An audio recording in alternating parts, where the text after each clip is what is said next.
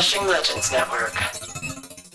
Disclaimer. This episode includes the usual amount of adult language and graphic discussions you've come to expect around here. But in the event it becomes an unusual amount, expect another call from me. All right, welcome back to Scared All the Time. I'm Chris Kalari. And I'm Ed Vicola. And this week, we're going to take a break from looking at fears about all the fun and exciting ways we can die to look at a very specific fear about creating a very specific form of life, the homunculus. Now, I don't know if you've noticed the way Ed and I have, but our culture seems to be going through a cycle of interest in creating fake people. There's Poor Things, Lisa Frankenstein, there's reboots of Frankenstein and Bride of Frankenstein in the works, and that's not even touching on the way that AI has reignited conversations about what it means to be alive and conscious. This interest isn't new, really. Most of us know about Mary Shelley's very productive staycation with her friends that produced the original Frankenstein manuscript, but long before that, as early as the 16th century, philosophers, scientists, and alchemists were exploring the idea of creating people. And they called these creations homunculi, or literally little people in Latin. And not little in the sense of less than human or something. Little as in fully formed miniature human beings. So join Ed and I this week as we get degrees from Mad Scientist University and explore the history and lore of homunculi. Where did the idea come from? Who wanted to make them? Why? And most importantly, were they ever successful? Warning, the answers may scare you. What are we? Scared. When are we? All the time. Join us. Join us. Join us. Now it is time for Scared All the Time. All right, welcome back. First, Ed and I just wanted to say thank you so much. You guys killed it last week when we said, tell people to join the Facebook page or whatever. We're closing in on 600 members in the Facebook group now, which is up almost 100 from last week. So the show is growing. It's all thanks to you guys. Thank you so much for listening. It's still the kind of thing tell your friends, tell everybody. We saw our buddy Germ posted that he's been listening to Scared All the Time a lot on Instagram. So thank you for that. And he has his own podcast that just came out, which I don't have the name of in front of me at the moment, but he's pretty active on all of our socials. I'm sure you guys can find him. It's a pretty unique name. So congrats, Germ, on starting a new journey and for listening to the show all the time, being a very supportive and active member of our community. Yeah, thank you so much, everybody. We've been trying to keep up with the messages and the Facebook, and it's just so cool. Some of you guys have such great theories. Someone on the Facebook page shared a theory that the reason people don't move when they die from spontaneous human combustion is because the fire starts so intensely and so suddenly and with such heat that it burns all the nerves instantaneously, so they don't feel anything when they're burning from the inside because it combusts and singes all their nerves, and so they don't move because they don't feel anything. Whoa. Which I think is a great idea. Yeah. We also had somebody who reached out on the Facebook page and said that they had read or had access to in college the original phlogiston texts. Whoa. The original writings on phlogiston, which is so cool. And that's part of the fun for Ed and I doing this show, is building this community of people who have all this strange information and wild ideas. And it's fantastic. So thank you so much. We're going to keep growing. We're just going to keep making it the best we can be. So Ed, do you have any updates on the Patreon stuff that we've been promising the people? Yeah, it's always in flux. So most recent update on that is we've been approached by Supercast, which is another Patreon style thing. I guess there's a bunch of ways now that people can support the show and get unique content, and we're just looking into that. Yeah, I really liked what we saw from those guys over there, and it's just something I think we're going to internally test out and see if we like it, and if we do, that might be the thing we do over Patreon. We don't know yet, but there will be a thing very soon. We're just wanting to find something that we think is cool and will be the best end user experience for whoever jumps on board. Yeah, I don't know if any of you guys are supporters of My Favorite Murder, but they are using Supercast. I think they're the highest profile Supercast podcast. So if you support My Favorite Murder, let us know how you like that interface, because we're exploring and figuring it out. Yeah, that would be great. That would be a huge help to us. If anybody follows any shows that are using Supercast, let us know. We'd love to know your feedback on that. Yeah. And on a personal note, before we head into the episode, huge loss this week. Massive RIP and God bless to Akira Toriyama, one of the all-time greats, and just a huge part of my childhood and to some extent my adulthood. So again, massive, massive loss. Yes. All right, so we're about to get into the episode. Just one last thing, like we said up top, this week's episode is a little bit of change of pace, a little bit lighter than some of the very dark topics we've been covering. It's more creepy than actually scary, but it's our show, so whether it's scary or not, we'll do whatever we want. We welcome all kinds of fears here at Scared All the Time. So without further ado, let's dive into the small world of the homunculus. No pun intended. Or maybe pun was intended. I don't know. The small world, pun definitely intended. So I have to give Ed credit for suggesting this topic. He's actually been pushing to do an episode on homunculi since we started the podcast. And I'm not entirely sure why he's so obsessed with them, other than maybe he secretly wants to create an entire society of homunculi to worship and fear him. So Ed, the floor is yours. How afraid of these little creatures are you, and how did you find out about them even? I'm not afraid of them in the sense of like, oh no, there's a homunculus in the corner, but maybe that would be the case soon. I think I just was reading something one time and they had come up, or the process of making them had come up, and it was like super gross and disgusting. And then I think it just came up because of kind of what your opening was talking about, which was just talking about this fascination right now with making people. And I think there was that company in Europe somewhere, CRISPR or whatever, who's, I guess, doing genome, which I feel like in the 70s, people were talking about, hey, let's all get together and just not do that. Let's just not make people. And then, like, they cloned Dolly when we were kids. Well, yeah, in the 90s, they banned it. Yeah, it felt like we just never heard about that again, Well, right. And then the argument people make for like, oh, AI is dangerous and AI is scary and AI needs to be regulated. And I think all of those things are true. But there are examples in the past of new burgeoning technology, which is being like, maybe we shouldn't. And that was, I believe, like human genome stuff, like, right? Like the 70s, a consortium of scientists came together and be like, hey, let's just fucking not do this. Let's just all agree to not do this. And I think that maybe has culminated in what you were saying. If cloning was in fact banned after Dolly, I don't know. I mean, how are we making impossible meat? I have no idea. Well, yeah, I don't think that's a clone. Fuck it. Just throw in impossible meat and Beyond Burgers. Like, that's another good example of like, what the are we doing? Like, what is that, beet juice? What is it when it bleeds? Like, I have no idea. I don't know if it's impossible meat. I've read about one of the meat companies, and they're essentially just growing like protein chains. There's no like, I don't think impossible meat is ever in danger of like 15, 20 years from now, someone being a whistleblower, like the meat was alive. I don't know. All it takes is fake meat people getting in touch to the 23andMe people and being like, I got a lot of DNA samples. What do you got? And it was like, we got a hamburger that we're trying to put teeth in. Right. So what you're really afraid of here is eating a homunculi hamburger. Again, it's not a thing where I'm like, homunculi are scary, but I just feel like a lot of the thought behind wanting to make it and striving to make little people, or just little anythings, or big things, or Frankensteins, or things in our own image that isn't just shacking up and making a kid. Like, I find that insane and kind of scary. I'm scared of the people who are interested in that. It's the playing God aspect to you that is the scariest part. I guess so. Because, well, I mean, it's funny. I think my first encounter with homunculi, I think, was that Treehouse of Horror episode where Lisa creates like a whole society in her desk drawer. Do you remember that?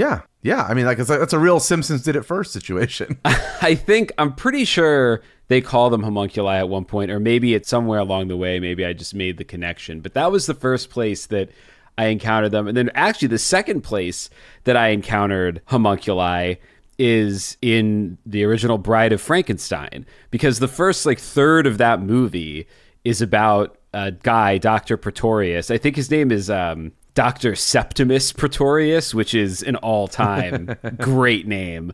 And he's trying to create homunculi, and he has them in these little jars in his lab. And I think maybe one of them escapes at some point, and they get up to a bunch of hijinks. But then Dr. Pretorius convinces Dr. Frankenstein to resume his experiments, and it all spins out from there. But it's interesting that I assume somebody in the writing of Bride of Frankenstein probably, had made the connection between the idea of homunculi kind of being a predecessor to Mary Shelley's Frankenstein. And to be honest, I don't think I've ever read an original like translation of Frankenstein. So there may be mention of homunculi in that book. And I'm sure The Simpsons probably, I haven't seen that episode in 1,000 years, but I'm saying they probably mentioned homunculi. They're all Harvard writers doing that when it was good. So they know words. Yeah, that's a good transition, a good segue, because we're going to define some words here up top. But can we pronounce them? No, there's like 15 different words and names in this episode that I probably am going to up. So a couple things we should define up top, some terms and words. So first, we're going to try to keep the discussion focused on pure homunculi. So no elves, no leprechauns, no fairies. If you want a podcast about being afraid of leprechauns, there are plenty of podcasts for babies out there. We also aren't going to be talking about a fear of shrinking or being shrunk. That's a very valid fear that I think about all the time, and how I would fight a spider with like a sewing needle. But homunculi are created small. So if anything, we should be more afraid of them growing very big. And finally, I just want to define, when we say small, like when we're talking about little people in this episode, we mean very small, like a few inches tall, just to help give you a mental image. Like, do you know how tall a Smurf is? Is at least as tall as a Smurf? Yes. Well, actually, that's the other thing. We were just texting the other night. Cat Williams talks about homunculi on a clip from Joe Rogan's podcast. Yeah, where he's talking about how they are homunculi. Yeah. That Gargamel made them. Cat Williams has a theory that the Smurfs are homunculi and it's an evil show and it shouldn't be watched because Gargamel made them. I don't know if his theory is that it's evil. I think he was just saying that some people consider it evil because it's, for whatever religious reasons, I guess you shouldn't make Smurfette. If you want to have a lot of fun with this episode, just imagine that we're talking about Smurfs the entire time, and it'll get exponentially funnier. So yeah. But also, like, the reason I brought up Smurfs, even besides the things that we were texting with each other before recording, is that, and maybe I've mentioned this on the show before, I don't know, but I love the measurement of Smurfs. Like, Smurfs are 3 apples tall. That's their measurement. They're 3 apples tall. Like, I mean, obviously somebody's always going to be like, oh, what kind of apples? Fucking Granny Smith? Like, off, who cares? It's just 3 apples tall. So I guess homunculi, by Cat Williams' definition, are 3 apples tall. I also, speaking of demonic things about Smurfs. No one was doing that. Yeah, well, Cat Williams was. Yes, but I love Smurfs. I also love the Snorks. So I have no problem with this stuff.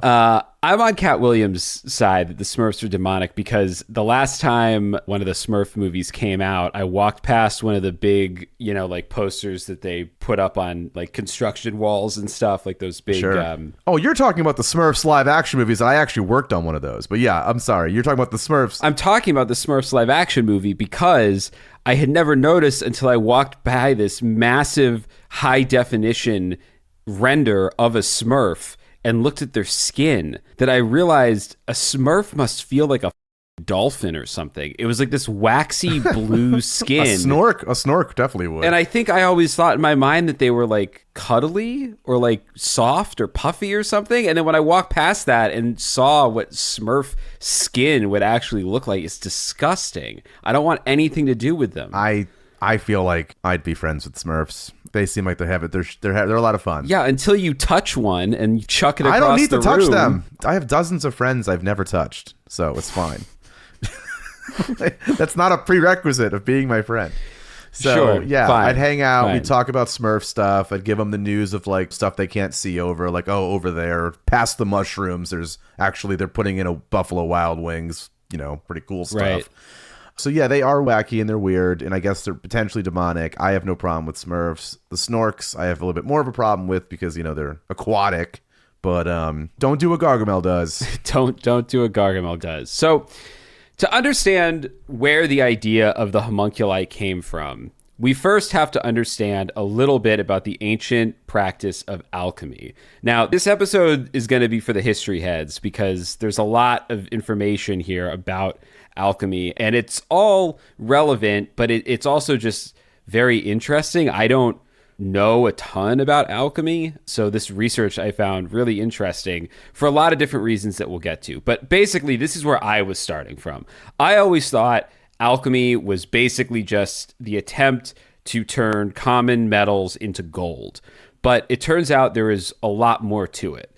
An outline of an alchemy course offered at the University of Hawaii defines the ancient practice as a cosmic art by which parts of that cosmos, the mineral and animal parts, can be liberated from their temporal existence and attain states of perfection, gold in the case of minerals, and for humans, longevity, immortality, and redemption. Such transformations can be brought about on one hand by the use of a material substance such as the, quote, philosopher's stone or elixir, or on the other hand by revelatory knowledge or psychological enlightenment.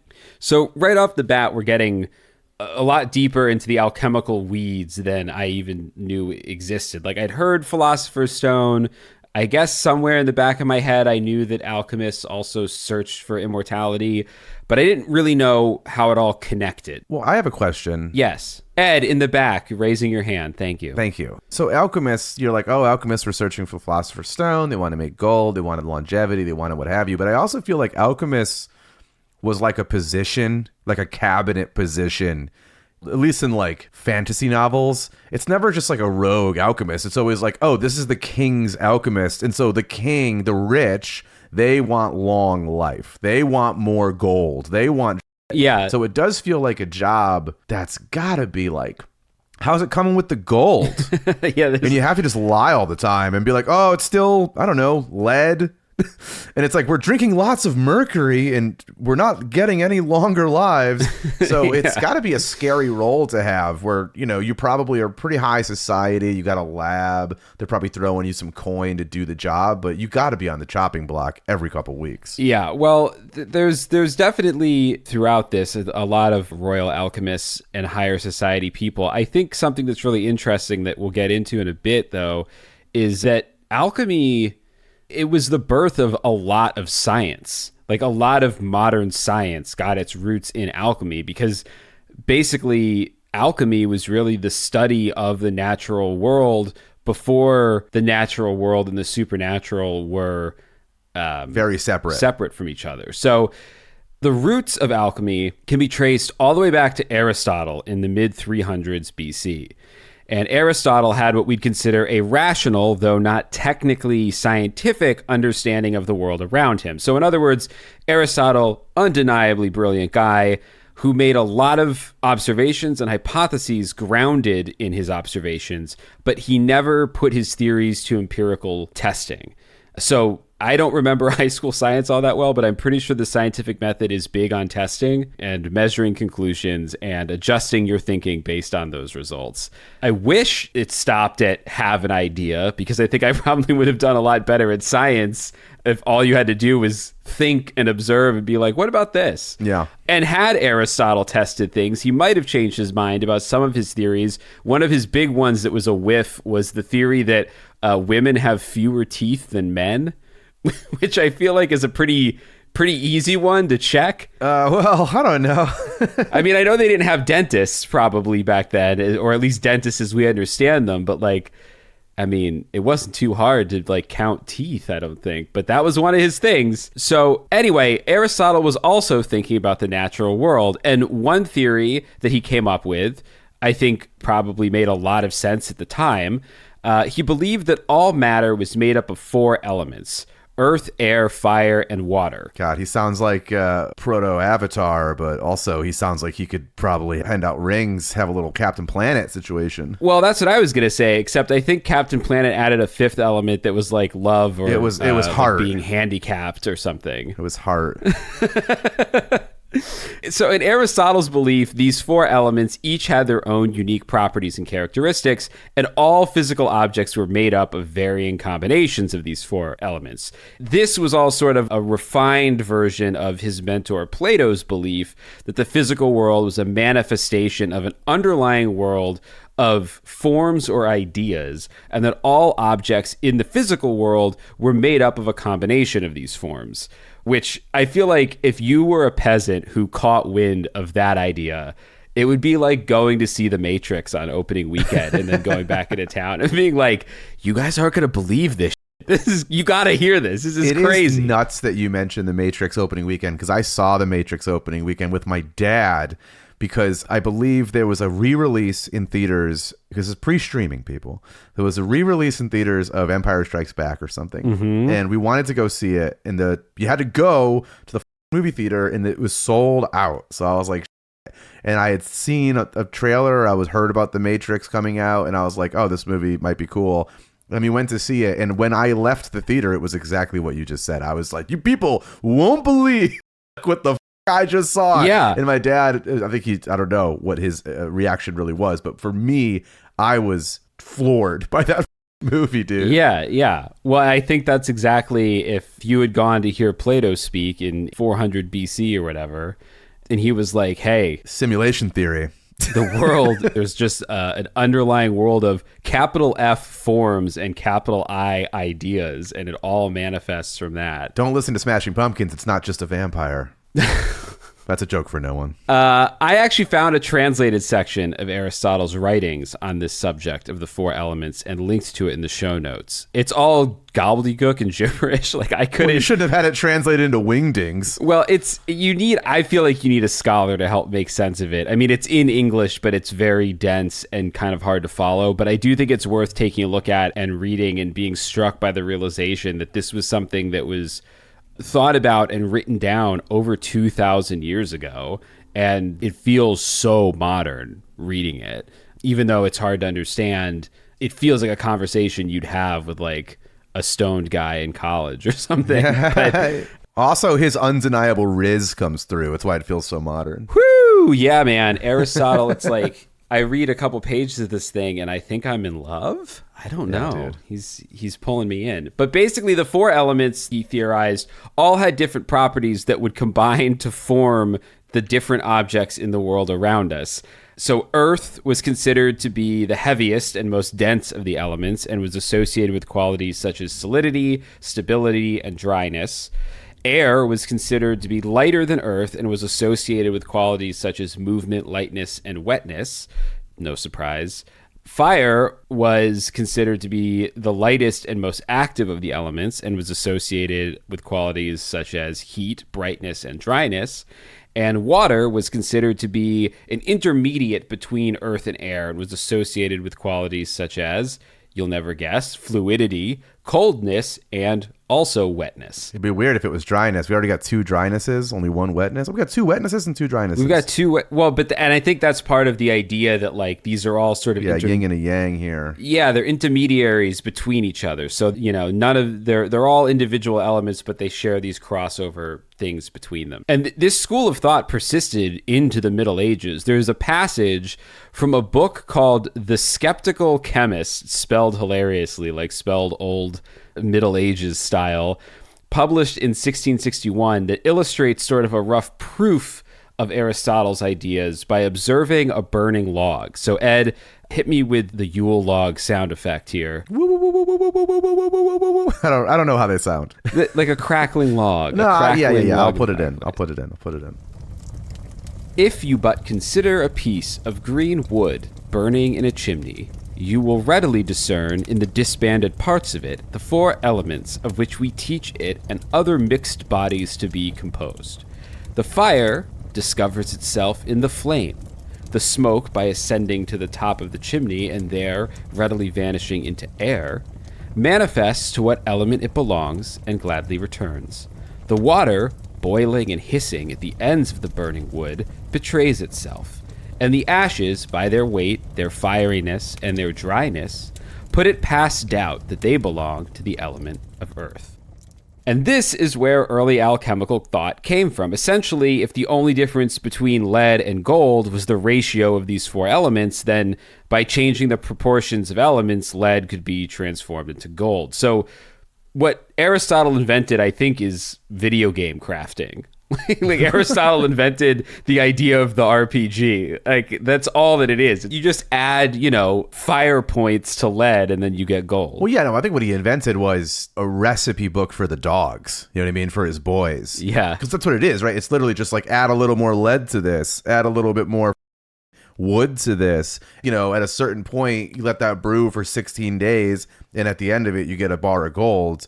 What are you doing out there all night in your man shed. I'm turning lead into gold. Leave me alone. It's also amazing that like you can go back to the beginning of known time and there's somebody selling the idea that you can get money from nothing. Like it doesn't matter what the situation. It's like, you tired of listening to your boss all day? Well, you can day trade from your basement or whatever and be rich. Yeah. Or it's like, oh no, at the end of the day, almost always you have to put in a hard day's work to get paid. But even then, it was like, I think we can figure this recipe out. We're going to be stacking bags doing pretty much nothing. When we get into some of these recipes, there is a hard day's work involved in some of these. I get it, yes. So, I just meant like planting the idea of money from nothing. yes. Well, it was also about, in some minds, especially, and I forget if I have this a little bit, I do have this a little bit later, but it was about, yes, the pursuit of wealth, but it was also about the pursuit of perfection. It was about trying to, like, they considered gold to be a perfect element. They considered immortality to be a perfect human. So they were searching for both the wealth and the underlying perfection of the universe. They wanted to kind of crack that code. But they also only figured out how to crack any of it by just like throwing together in a pot. So what happened sometime around the 9th century in what is now the area of Iraq and Iran, a guy named Jabir ibn Hayyan took the ideas that Aristotle came up with and finally added an experimental methodology to them. Now, as an aside, it's not entirely clear that Jabir ever existed, or at least existed as one man. He's like Zorro. Like whoever's under the mask every generation might be a new person, but the idea of him, kind of, I mean, as early as the 10th century, so really just like 100 years after his books were written, scholars were already debating if he was actually a guy or a school of alchemists using the name as a pseudonym. But for our purposes for this episode, it doesn't really matter. It's just kind of interesting. What matters is that the writer, whoever it was, of this collection of works built upon the previously developed Aristotelian theory of elements, and Hayyan suggested the existence of different categories of matter, including spirits, which vaporize upon heating, metals, and stones, which can be converted into powder, which is important when we get to the philosopher's stone stuff. And Jabir's work laid the foundation for, I mean, not over-exaggerating, like, all of modern chemistry, basically. Like, at least the structured classification of chemical substances. Like, his practice and encouragement of scientific experimentation is what really started to transform alchemy from purely a superstitious practice to a proper scientific discipline. Hayyan and his alchemical practices are credited with the invention of all kinds of stuff used in modern chemistry, including, quote, the crystallization, calcination, sublimation, and evaporation, the synthesis of acids, hydrochloric, nitric, citric, acetic, and tartaric acids, and distillation. Hayyan used his knowledge to improve manufacturing processes, which allowed advancements in major industries, both in his day and today, including glassmaking, the development of steel, the dyeing of cloth, and the prevention of rust.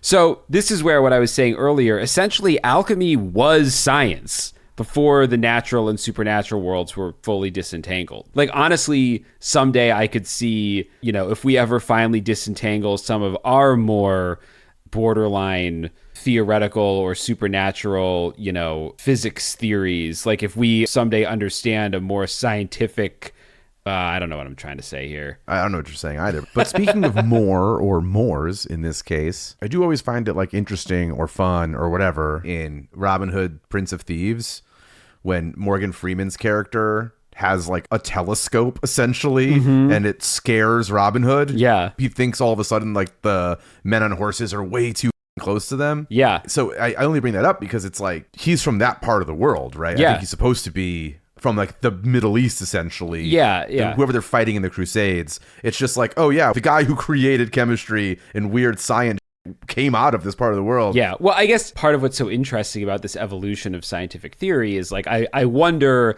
500 years or 1,000 years from now, what they'll look back on as stuff that we didn't quite fully understand and go, oh yeah, they eventually had to separate the study of gluons from everything else because they thought that was the same thing back then. That's so crazy, and we don't even know what those revelations will be. We're not going to get them in our lifetimes.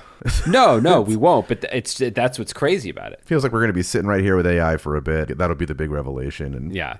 Well, as the Greek and Middle Eastern school of alchemy took off in Europe through translations of ancient texts, a completely independent school of alchemical thought started to take off in China. And Chinese alchemy was a little less focused on material sciences. It was more medicinal in nature, partially because it was heavily influenced by traditional Chinese medicine.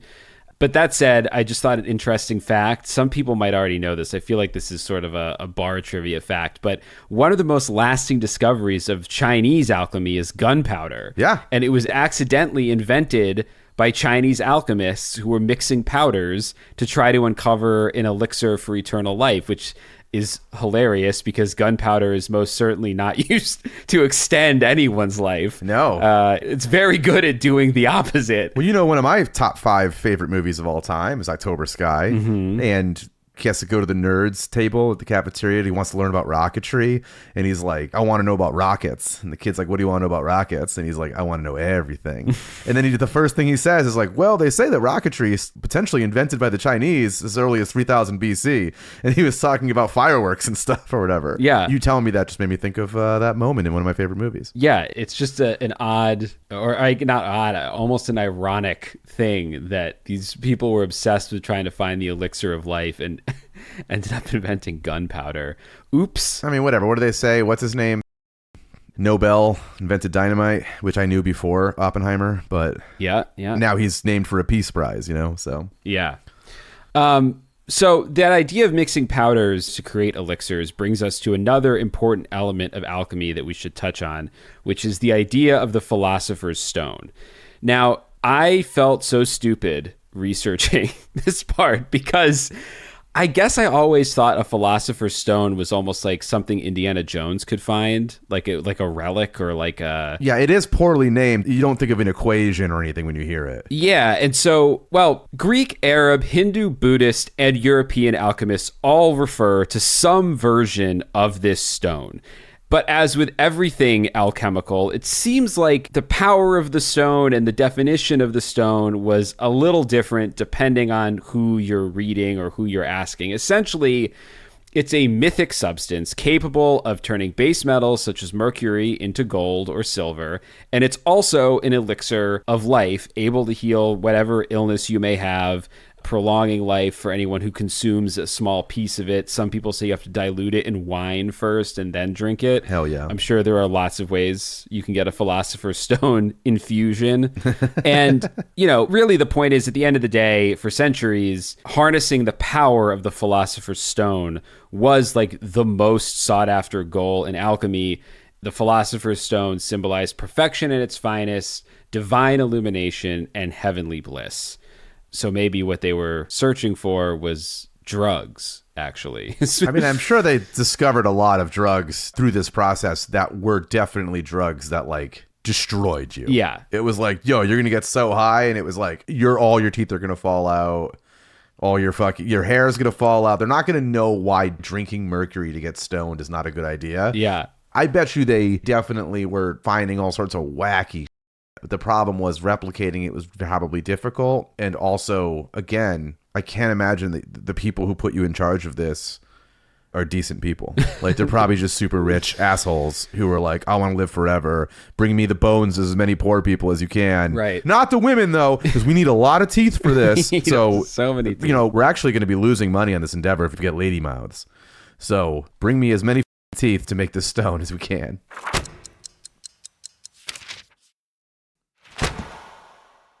To be honest, I had kind of a hard time wrapping my head around what the stone is exactly and how it's supposed to function. I think because in some cases, it is what I was saying. It's like a stone that can be found in nature and then ground down and mixed with other elements. But to other philosophers and alchemists, the stone is more of an idea, sometimes referenced as an aether or some sort of base reality, which this I find really kooky and interesting. The idea that the philosopher's stone represents a base reality that we are trying to conjure things from. According to Plato, the four elements, earth, air, fire, and water, are derived from a common source associated with chaos. And he referred to this source as prima materia, which is also the name alchemists assigned to the starting ingredient for the creation of the philosopher's stone. So essentially, there are these two schools of thought. The idea that it's a stone that can be found and ground, and then this other school of thought that is much more esoteric, that there is this prima materia, this common source, and that you need to somehow capture that and use it to create a philosopher's stone. In the 17th century, Thomas Vaughan writes, "The first matter of the stone is the very same with the first matter of all things." I find this line really interesting. I find this whole school of thought really interesting because it kind of reminds me of string theory, that there's some deep hidden base from which all things manifest. And that's obviously super oversimplifying, and I don't want to be one of those, yeah, I'm into quantum physics guys who like doesn't actually understand anything. Is that a type of guy? Yeah. Do you run into those people at parties? You run into those people at parties, on the internet, like people who are like, yeah, I've been doing a little reading on quantum physics, quantum mechanics, because most of those guys and women, there's plenty of women too, they don't actually understand anything about math or physics. They just watch a lot of new age YouTube videos. Sure. You know, like those people. And I don't want to be one of those guys. I don't really understand. I only make that connection roughly. I just think it's interesting that there's still a school of thought that is studied in modern life that roughly is the idea that there is this base below all things and that we still haven't quite been able to find it. Like humans seem to have always had this sense that there is something else just beyond the reach of our human reality. And if we could just find it and understand it and define it, we could achieve riches beyond belief, you know?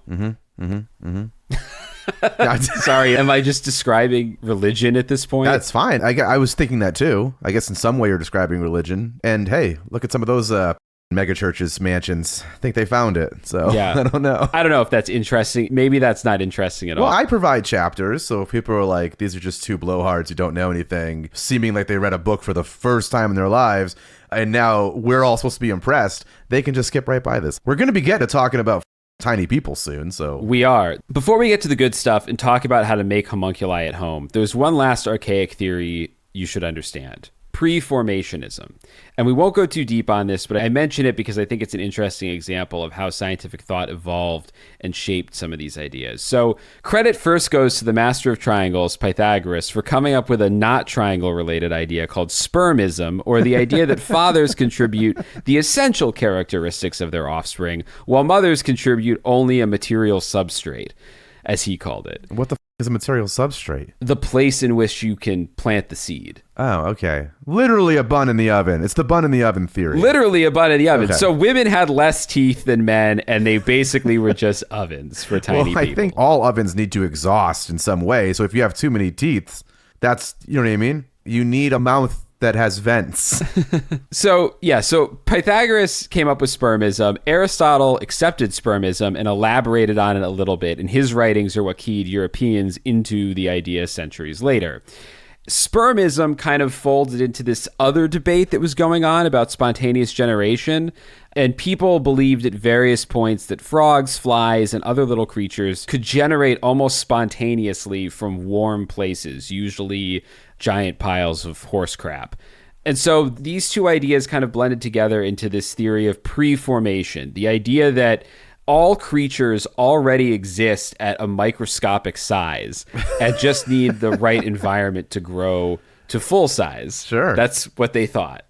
And there were all kinds of wild ideas about how exactly humans were conceived and developed. Are you familiar with the bottle city of Kandor from Superman? No. It's just like they wanted to save a city from Krypton or whatever. So I believe they shrunk the entire city and its inhabitants down into a bottle that like Superman, I'm pretty sure, has to keep at his Fortress of Solitude, being like, still working on getting you guys big again. Yeah, well, I mean, like that's a real thing, a whole city. That actually, we'll get to it in a little bit, but that also feels homunculus inspired because a lot of homunculi were grown in jars. But we'll get to that in a minute. There were all these wild ideas about how exactly humans were conceived and developed, but Preformationism kind of caught on in 1694 when a Dutch telescopist and microscopist named Nicholas Hartzikker published a sketch that I'm not going to be able to pronounce, Essai de Dioptrique, and this sketch portrayed a homunculus, a tiny little person,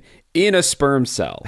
I think I found I'll link to an image of it in the show notes. But that image really caught on with people, and they were like, oh, I get it. I see where the little man comes from. That is the worst image. That's doing no one any favors in like furthering actual knowledge. I mean, I guess it helps. Oh, but it's so important in the next steps of how to create homunculi. You couldn't pronounce that thing, but I wonder if in English it translates to, you won't believe what I'm seeing in here.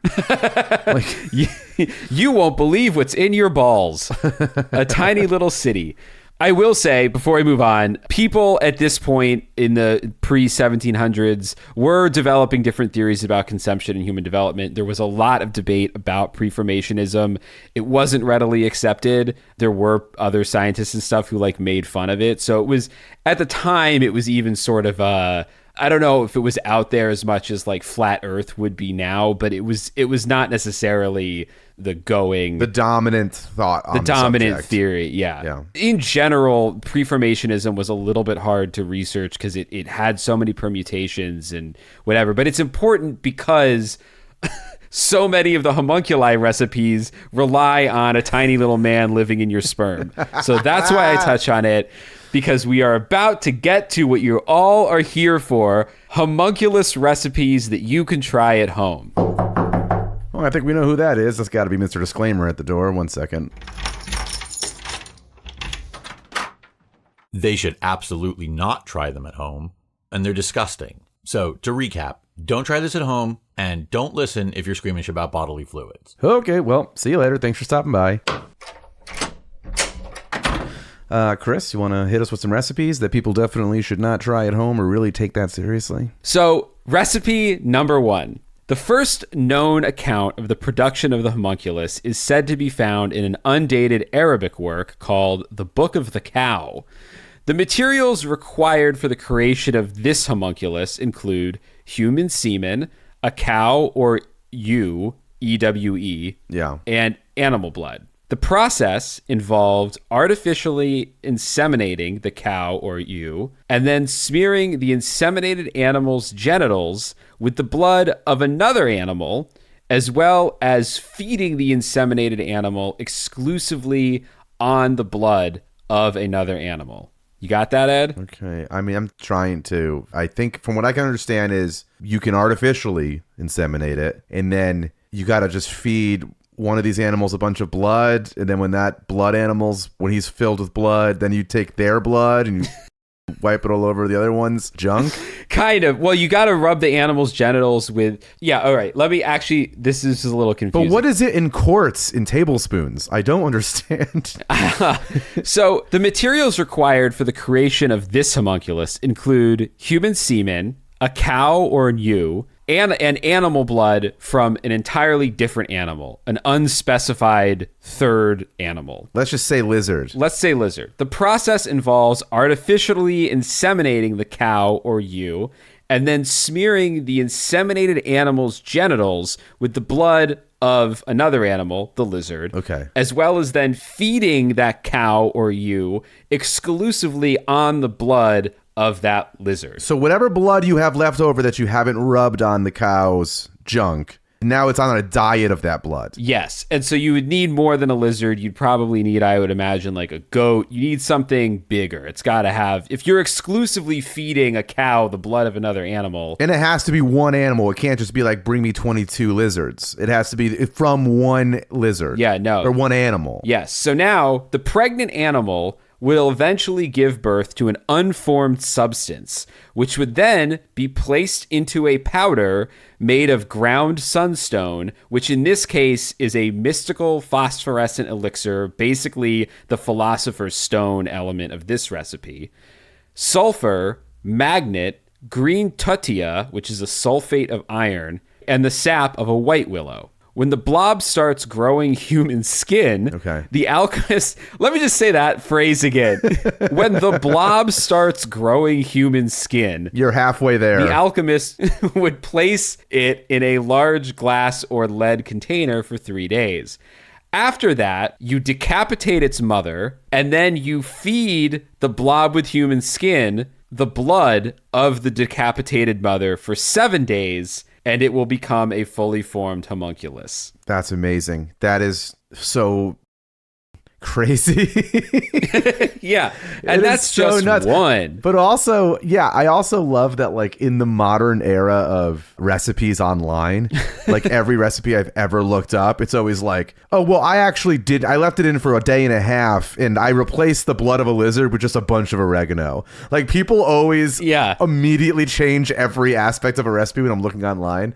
So I do wonder how that would work out in today's world, but holy I want one of those like long-winded mommy blog recipes that's like more about... Oh, it's that you skip in the beginning? Yeah. But for each of these. Yeah, I don't care about this at all. Just tell me how to make this. Yeah, I don't care about how like your grandma made it and she met a homunculi in the war and they dated. Like, I don't need to know any of that. Just tell me how to make a homunculi. There's another experiment in the Book of the Cow that isn't homunculi related, but I do think it's really interesting. It describes how to create a hybrid animal that has the body of a cow, the face of a man, and the talons of a bird, and wings. Wait, that's the dumbest, like a Captain Crunch oops all berries, where you're like, okay, this exists in the world of Captain Crunch canon as like, we accidentally just made it with all berries. Because no one's on the outset being like, listen, Jen, here's what I'm making. It's the body of a cow, the head of a... No, this is someone who was like, whatever the we just did is now this. So let's just tell them that it's a recipe for that. Kill it. Like, we have kill it. Yeah, kill also it. burn it with fire. But it is like who the making that? Like, I get a tiny man. That's cool. But like a cow with the head of a man and the wings of a griffin or some like... That to me sounds like a freakazoid experiment. It is. So I couldn't find, it wasn't elaborated on what the process for making this thing was. So I am sure it is even stranger than the homunculus recipe. But the other thing that is very funny to me is that the reason that you create this animal isn't to like have this cool animal or like train it like a homunculus or get it to do anything.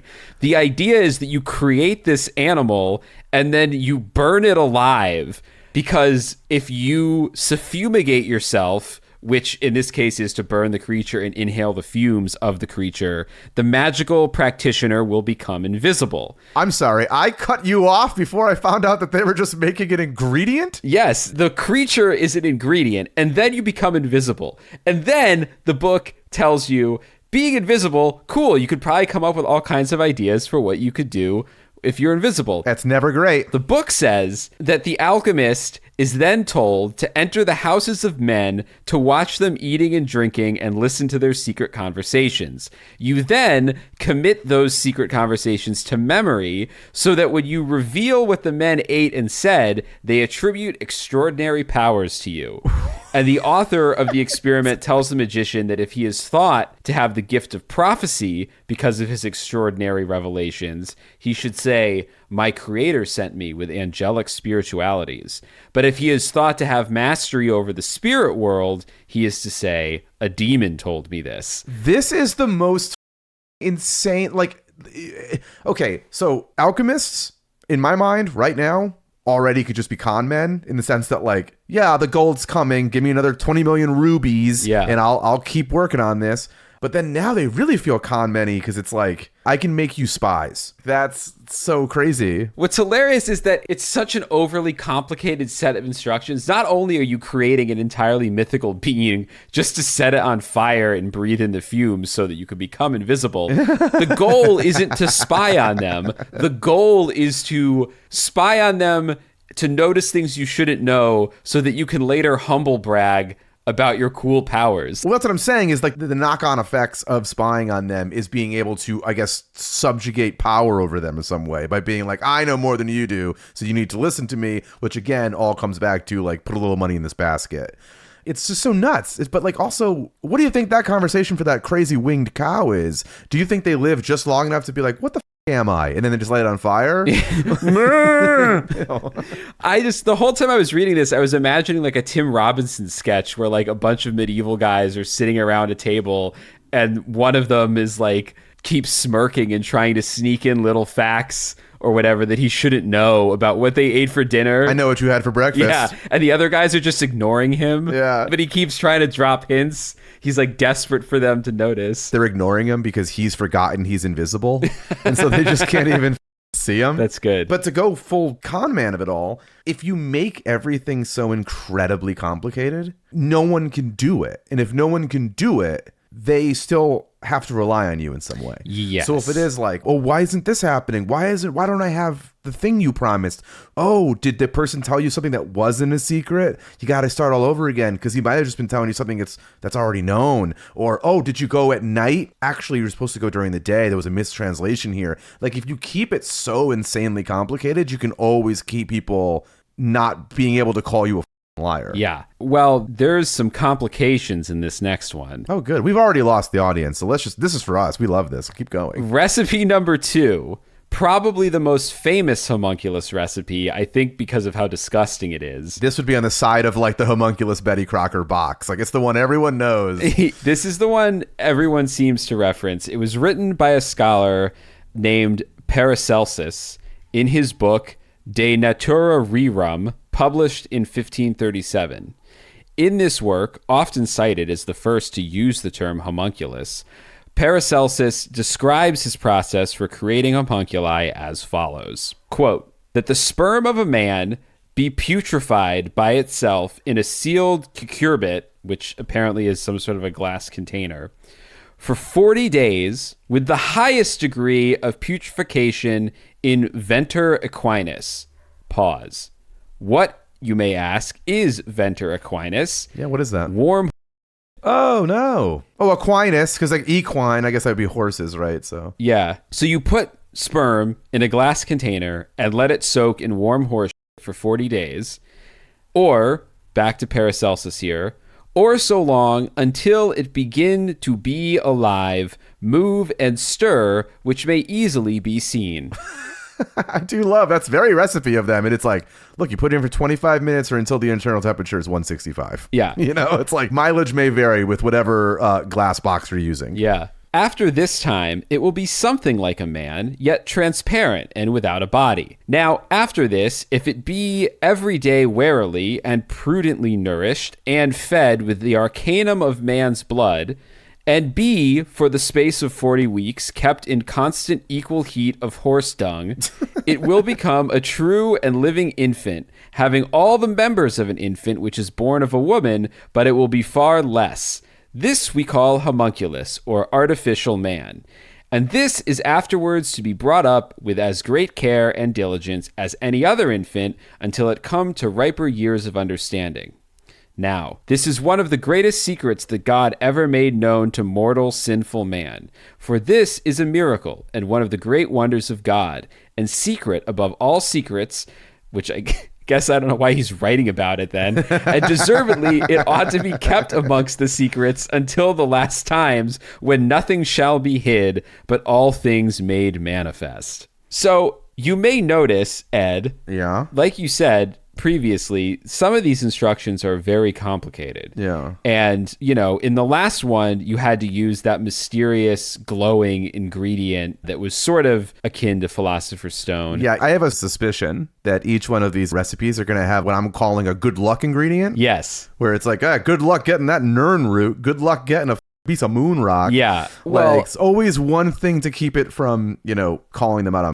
yeah. The first time I read through this, I thought, like, wow, the combination of and blood and cum is so powerful that you don't even need to use a Philosopher's Stone. But then I read it again. Just for enjoyment the second time, yeah. There's this ingredient he mentions called feeding it an arcanum of man's blood. And so that's not just like regular man's blood. An arcanum is not a measurement. It's not like an arcanum is not like 13 eyedroppers drops. No. The translation would either mean the mysteries of human blood or mysterious human blood. essentially, the arcanum of men's blood, the mysterious elixir here, is the Philosopher's Stone piece of this recipe. That's the good luck ingredient. Yeah. So no matter how much cum and you save up, until you can crack the secret of the arcanum of man's blood, you're out of luck. Yeah, maybe wait to buy that ingredient before you start any of the other steps. Yes. A less mysterious ingredient that pops up a lot in homunculus lore is mandrake root, and that takes us to recipe number 3. You've probably seen a mandrake root before. They're vaguely human looking. They sort of have like a thick middle root that kind of looks like a potato or a carrot. Yeah, they're in Harry Potter. Yeah, they're probably in Harry Potter. And then they have like little other roots that protrude out like limbs. And in medieval times, it was thought that these mandrake roots could be used to produce homunculi. These experiments with homunculi are theoretically a little easier to try because they don't require any mysterious ingredients, but this first one does require hanging somebody. So, oh my God. Don't try this one at home. Don't try this one at all. So this one's also gross if you haven't enjoyed the amount of body juices involved in this. So some of you probably know that when people die, their bowels are evacuated. Sure. They piss and shit everywhere. Yeah, we understand what you meant. Apparently, when men were hung, they would sometimes bust during their last convulsive spasms. Gross. So it was said that wherever the hanged man's semen fell to the ground, a mandrake would grow. Fell to the ground? What are they wearing, kilts? Or they just cum so much it leaks out of their pants. Gross.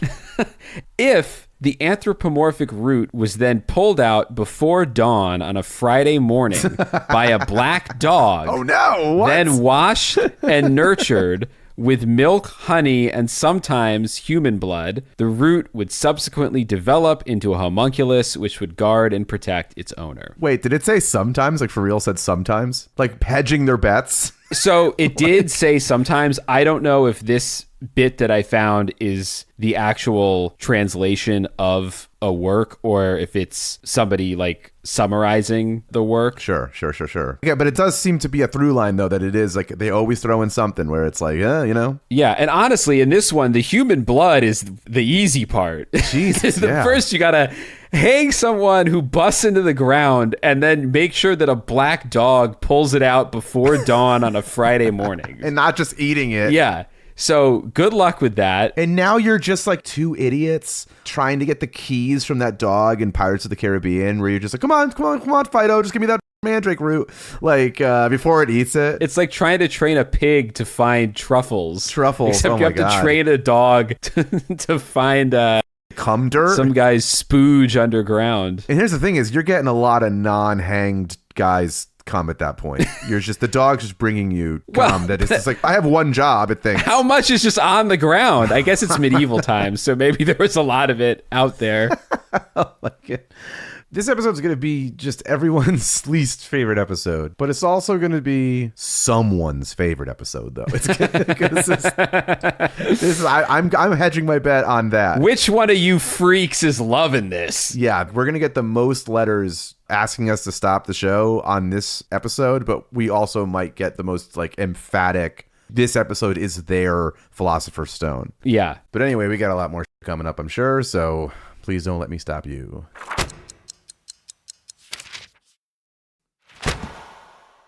Okay, so to recap, if this anthropomorphic root was then pulled out before dawn on a Friday morning by a black dog, then washed and nurtured with milk, honey, and sometimes human blood, the root would subsequently develop into a homunculus, which would guard and protect its owner.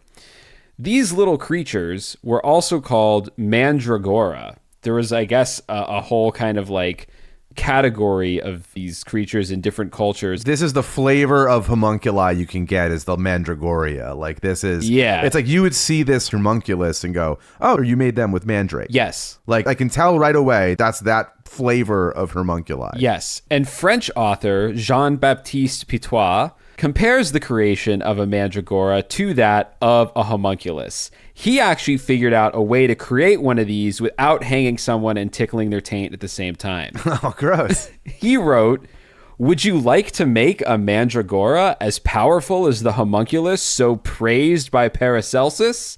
Then find a root of the plant called bryony.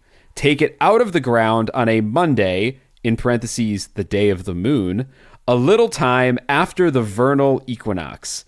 Cut off the ends of the root and bury it at night in some country churchyard in a dead man's grave. For 30 days, water it with cow's milk in which 3 bats have been drowned.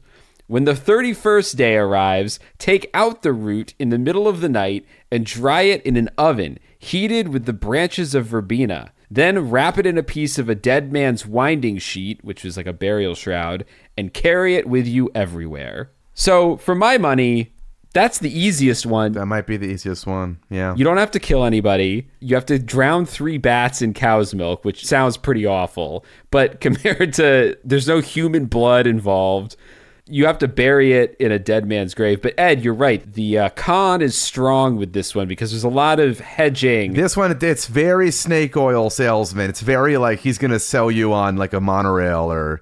You know, it's very Music Man-y. Yeah, well, it's a little time after the vernal equinox in some country churchyards. So it's very like, yeah, there's lots of little ways out of like, oh, you waited too long or you picked the wrong churchyard. Yeah, and I will say that this guy, his version is very similar to like every Google search I do for something I'm interested in or want, like to physically own. I always start with like the best gaming computer, the best whatever, and then immediately discover that it's all out of my price range. And my next Google search is always like the budget version of that. And yeah. And so this does feel like the budget homunculi where he was like, you can't get Nern root. Don't know anyone with blood? Come on down to my place. It'll cut the cans. He also, at least in this quote, never promises that this thing will actually come to life. He starts by asking, would you like to make a mandragora?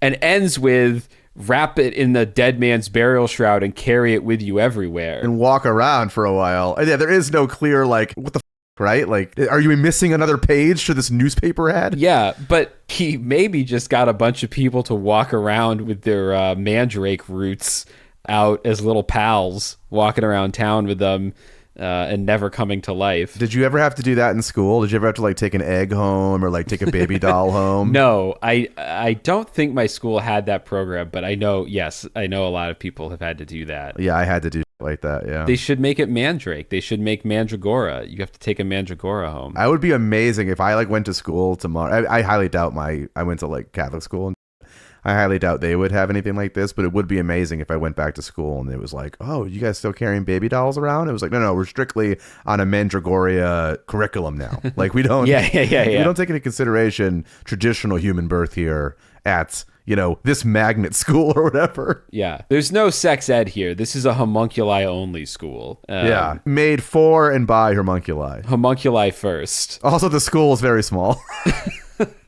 Another almost doable recipe, again, I stress almost, was invented during the 1700s by no less a figure of learning than Dr. David Christianus from Germany's Gießen University. And according to his claim, an egg should be taken from a black hen and a tiny hole should be poked through its shell. Okay. Doable. So far, so good. Yep. A bean-sized portion of the albumin, which I think is just a fancy term for egg white, then needs to be removed and replaced by human semen. Sure. Okay. After which the egg's opening should be sealed. No problem. With the hymen from a virgin maiden. Nope. So right there, it got more difficult. That's a difficult ingredient. If you have one of those laying around, you're already a criminal. Yeah. Like, I have so many questions. And if you haven't already ground it down for another ridiculous ingredient, and I don't know, like, why are you keeping intact hymen when everyone knows they should be dried in the sun for 31 days and then ground down and add to a cracked egg, thrown into a well, pulled back up, mixed with celery. And what comes out of that well is a galukagu. The subject of the Hulu documentary Galukagu on Hulu for our longtime listeners. Anyway, once you had your egg wrapped in a virgin's hymen, it must be buried in dung during the first day of the March lunar cycle. After 30 days, a homunculus should emerge from the egg, and as long as its owner provides it with a regular diet of earthworms and lavender seeds, it will protect the owner and assist him in all of his endeavors. So, again, almost so close to being a homunculus experiment you could try at home. Jeez Louise. But you cannot. So, those 5 experiments lead us into what is the use of a homunculus? Well, that last one had a use. It was like, that one's going to take care of you, it said. Yeah, it's going to be your little, instead of going to an old folks home, you just have an eternal homunculi take care of you in your old age. I highly doubt. Well, you'd have to have them stand on each other's shoulders. They're very small. Yeah. Or, speaking of shoulders and small people, maybe homunculi are the like little angel and devil on your shoulder. Give them little costumes. Oh, there are costumed homunculi coming up. I'm very excited. Okay, good. So let's say you've gathered your and cow corpses and buckets of sperm or whatever else you need. You've filled them to the brim with seeds, and the next thing you know, you're the proud parent of a tiny little man or woman. What the is this thing even good for? Well, if you're me, nothing. You probably just kill it immediately. I don't want that in my life. I don't need a 4-inch tall little demon person running around. That's the kind of language that we homunculi advocates have been fighting against for years. They are not all demons. They probably have tiny souls. Assuming you're not me and you are in fact charmed by this monstrosity upon God, there are actually a lot of uses for a homunculi.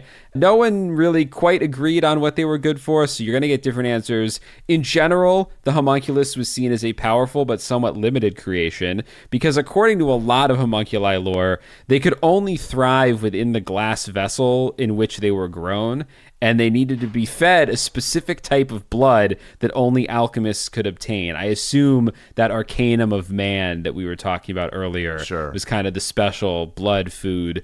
And if removed from their glass vessel, the homunculus would only live for a short period of time. So since they couldn't really go anywhere, they were commonly thought of as tiny slaves, basically, to assist the alchemists in their experiments and then straight back to the jar. Straight back to the jar, because we've built in a terrible shelf life for you of like 22 minutes. So hand me that eraser and then get back in there, you little tiny person, you. Yes. According to dailygrail.com, which I'm sure is a super reliable website, the 16th century English mathematician, astronomer, astrologer, occult philosopher, and alchemist, Dr. John Dee, tried to get in a little board identity action with his homunculi. It was claimed that he used his little people as spies, sending out a private army of little humanoids out into the shadows of London. Who all died before they got to their mark.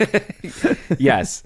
Well, so he wanted them to eavesdrop on suspected enemies of Queen Elizabeth I and report back to him. Now, as you just mentioned, this would contradict the widely held belief that homunculi cannot survive for very long outside of their jar or vessel. So this story, warning, might be or John Dee created a race of uber homunculi, in which case we're very lucky that his instructions seem to be lost to time. Or he just decided at a certain point, tractors are more my vibe. Created the very successful John Deere industry that we know and love. No, Ed, this is John Dee, not John Deere. Well, I thought he was trying to be, he wanted to maybe keep his last name till he had a really great creation. There you go. So he's like calling the homunculi by John Dee. Then when he writes the great American novel that is the John Deere, then he throws his whole name on there. Okay, I could see it.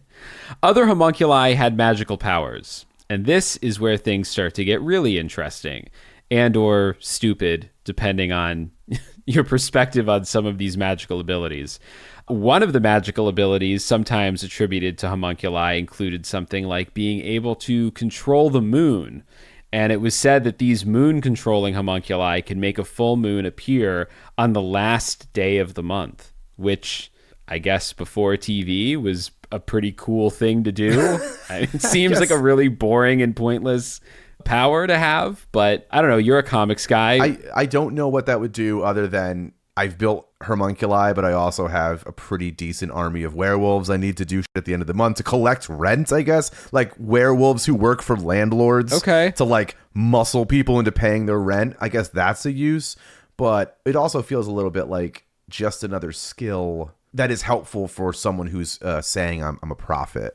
Where if it's like, hey, if I can get this guy to make the full moon outside of its lunar cycle, then I can say I bet you $1 million that there will be a full moon at the end of the month. And then everyone's like, that's not possible. You're a lunatic. And then when it happens, it's like, oh my God, no, you're Nostradamus. No, you're a lunatic. Oh, pretty good. Pretty good. And we're done. Sorry. Some of the other magical abilities that homunculi had, they could allow a person to walk on water or shapeshift into creatures like a cow, sheep, or a large ape. The homunculus could also grant its creator the ability to know things that are occurring far away, so I guess like psychic powers. They could also see and communicate with spirits and demons. Some could summon rain during non-rainy seasons, and others could produce extremely poisonous snakes.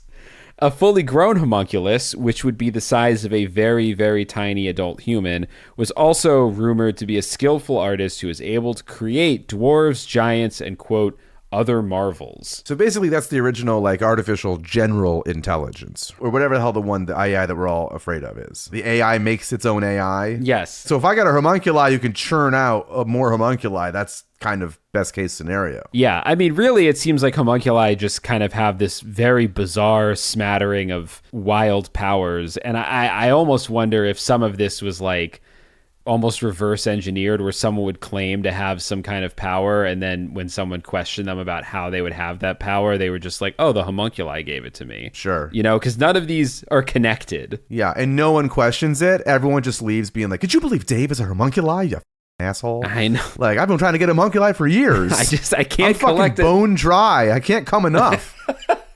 I have every cow in this town.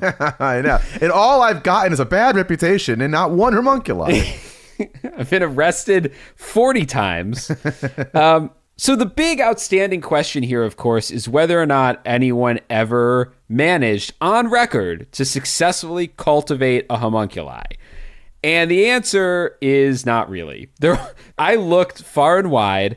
I did find one Russian YouTube channel I will link in the show notes of a guy who has done at this point now like 16 or 17 different homunculi experiments. And the first one's pretty weird and bizarre, but the more of them you watch, the more it's clear that it's fake. Like they start to look really bad the more complex they get. Sure. But I looked far and wide. Not a lot of proof. There are a few mentions throughout history.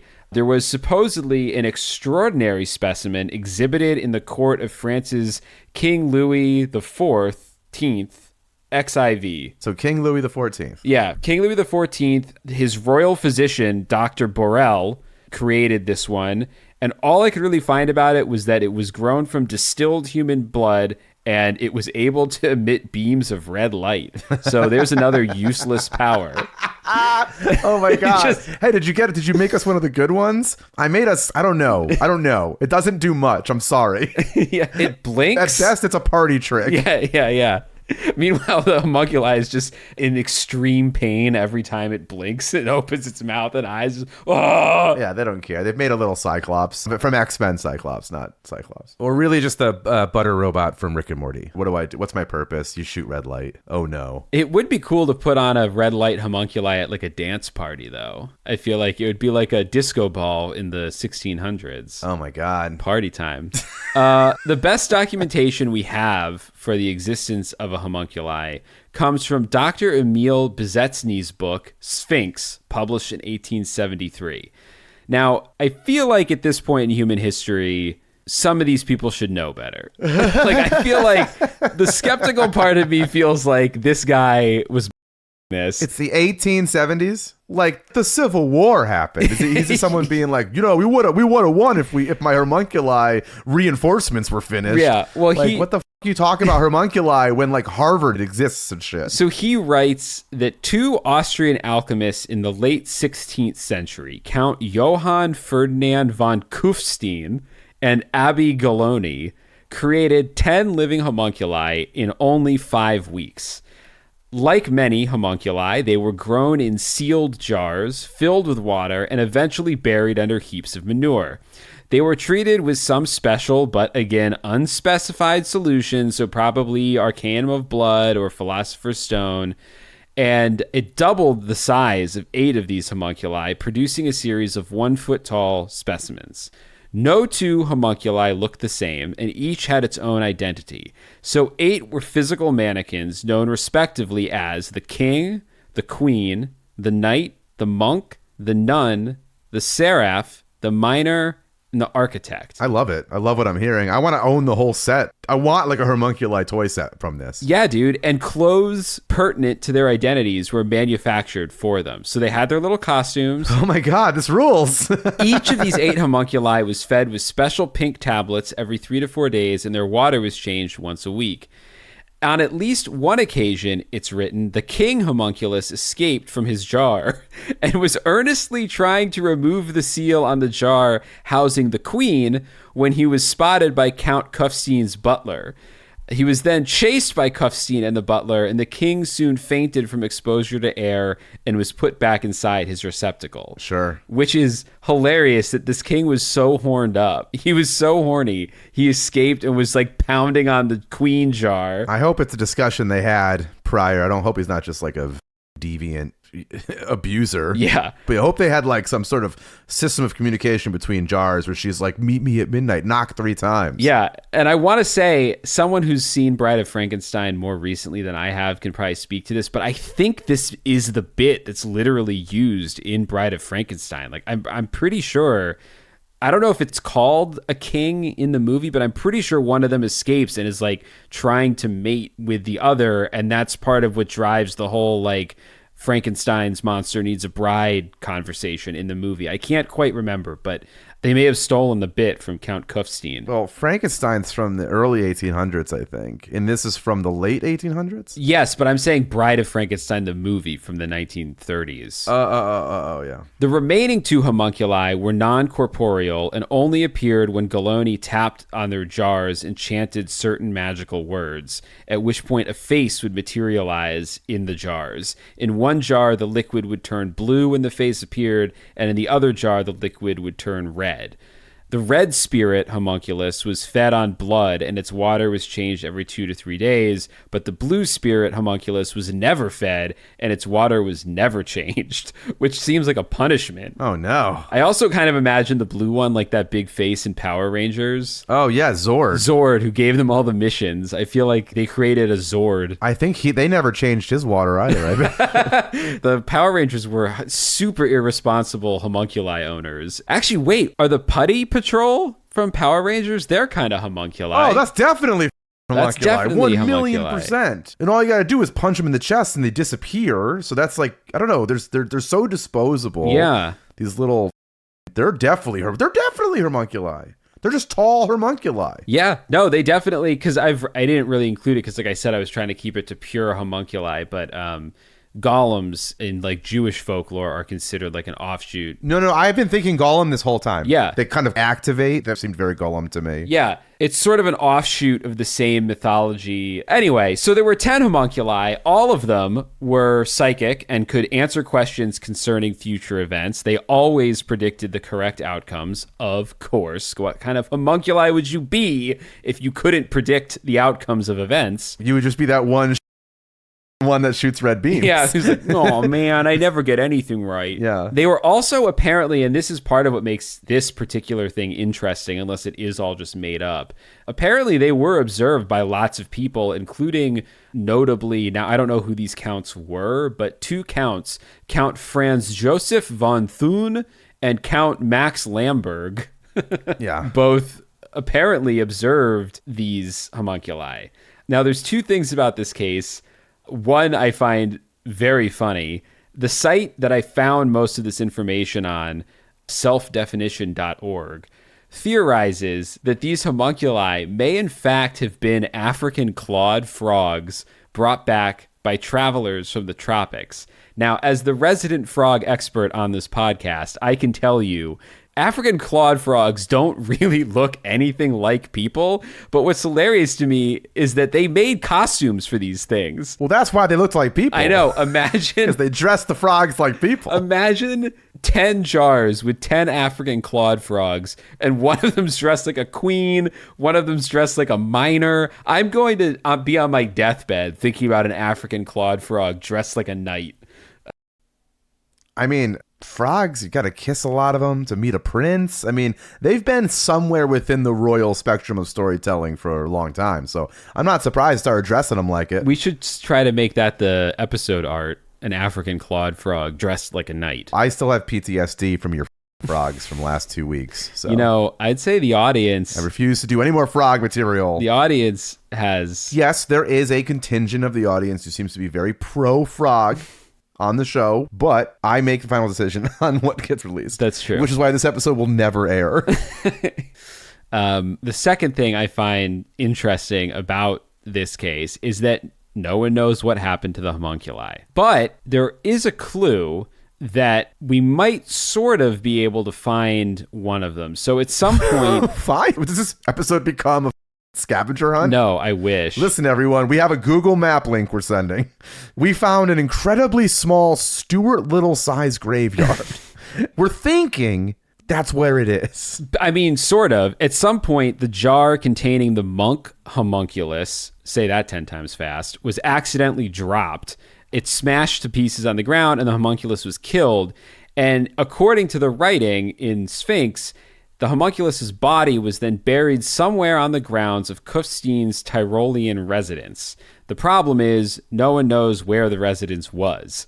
But theoretically, if someone could figure out where this guy lived, a dig could be undertaken, and we might be able to find a homunculus corpse, although at this point, however many hundreds of years on, I feel like our poor little homunculmonk has probably returned to the earth by now. Did you watch, there was a documentary a couple years ago about like these people trying to find the place where they dumped all those E.T. Atari games. Oh, yeah, I watched that, yeah. I'd watch a documentary of like the Oak Island of looking for homunculi remains. I'd watch that. Well, dude, the Oak Island producers are the same ones who produce Secrets of Skinwalker Ranch. Yeah, so if we can get one where it's like the hunt for homunculi, I'd watch the shit out of that. Yeah, let's put it this way. If there's one thing that production company knows how to do, it's stretch a show about digging for something over multiple seasons.